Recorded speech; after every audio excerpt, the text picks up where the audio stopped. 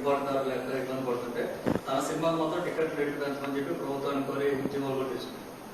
పవన్ కళ్యాణ్ తన మీటింగ్స్లోనే చెప్పాడు, he's not administrator, నేను పాలన చేయలేను, పాలనకు పనికిరాను, నేను ఏదన్నా ఉంటే గలాటలు చేయడానికి పోరాడడానికి మాత్రమే పనికొస్తానని చెప్పేసి చెప్పడం జరిగింది.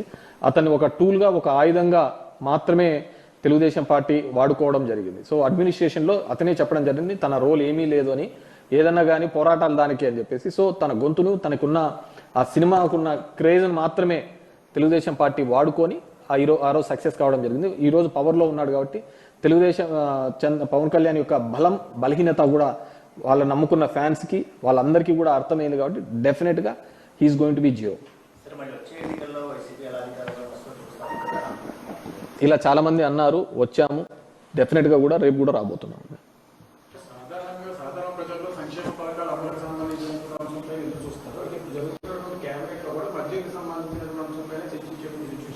డెఫినెట్గా మద్యం పాలసీ మీద మీరు చూస్తే ఈ రోజు కాదు, ఈ మద్యం పాలసీ మీద మీరు 1999 to 2004 మధ్యలో కూడా ఆ రోజు మైసూరారెడ్డి గారు కూడా who is the big boss అని చెప్పేసి లేవనెత్తిన సందర్భం.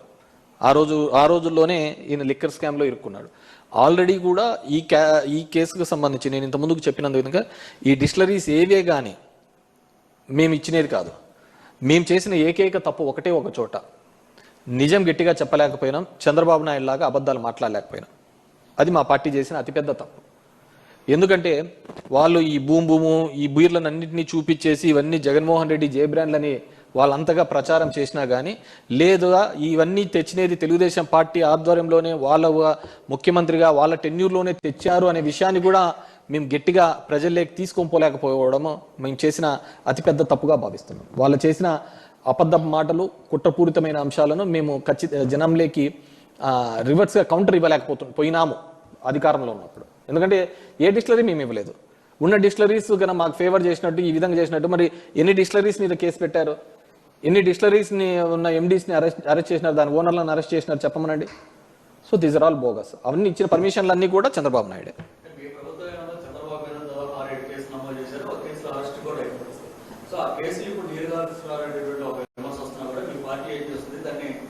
డెఫినెట్గా వీఆర్ లీగల్ బ్యాటిల్ చేస్తున్నాం. వాలంటీర్ల మీద పట్టిన కేసును కూడా వాళ్ళు ఏదో రివిజన్ పిటిషన్ వేయడం జరిగింది. చంద్రబాబు ఆ రోజు పవన్ కళ్యాణ్ 30,000 మందిని కిడ్నాప్ చేసినాడని చెప్పేసి, ఇవి చేసినారు, అమ్మాయిల్ని చేసినాడనే ఒక అంశం మీద వాళ్ళు నేమనెత్తిన దాని మీద కూడా మేము కౌంటర్, వాళ్ళ ఆ కేసును తీసేయాలని చెప్పేసి వేయడం జరిగింది. లేదు మళ్ళీ దాని మీద కోర్టుకు అప్పీల్ చేయడం. డెఫినెట్గా లాలో ఉన్న ఏ అవకాశాన్ని వదులుకుండా ఖచ్చితంగా మేము కౌంటర్ చేస్తామండి.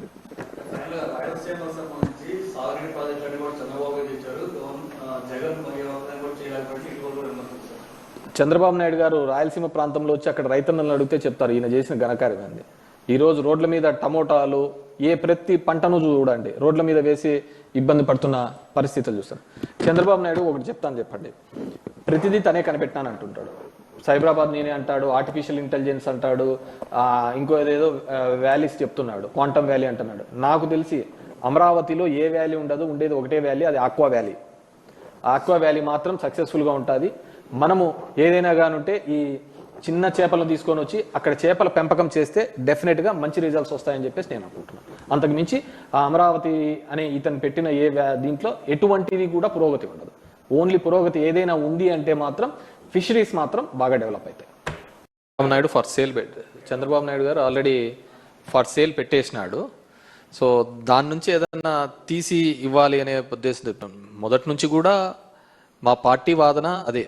మేము దగ్గర ఎవ్రీ ఇయర్ ఈ పథకాలు, ఈ సంక్షేమ కార్యక్రమాలు అమలు చేయాలి అంటే 70,000 కోట్ల దాకా అవుతుంది.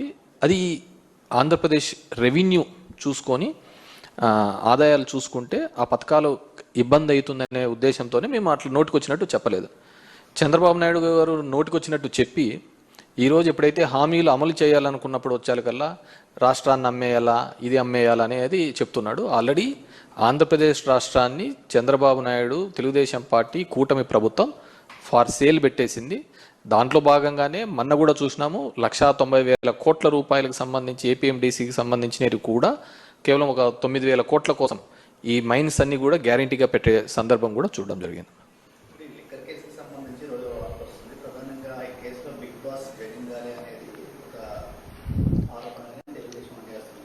మీరు బాగా చూసినారు అంటే ఈ రెండు పత్రికలో, ఈనాడు జ్యోతి పత్రికలో వచ్చే కథనాంశాలు కానీ ఇవన్నీ బాగా చూసినారు అంటే 4 to 9 వరకు కూడా రాజశేఖర రెడ్డి గారు ముఖ్యమంత్రి ఉన్నప్పుడు కూడా తెలుగుదేశం పార్టీ ఎప్పుడే కానీ తన ఏం కావాలని అసెంబ్లీలో కూడా మాట్లాడడానికి ఉండేది కాదు మ్యాటర్.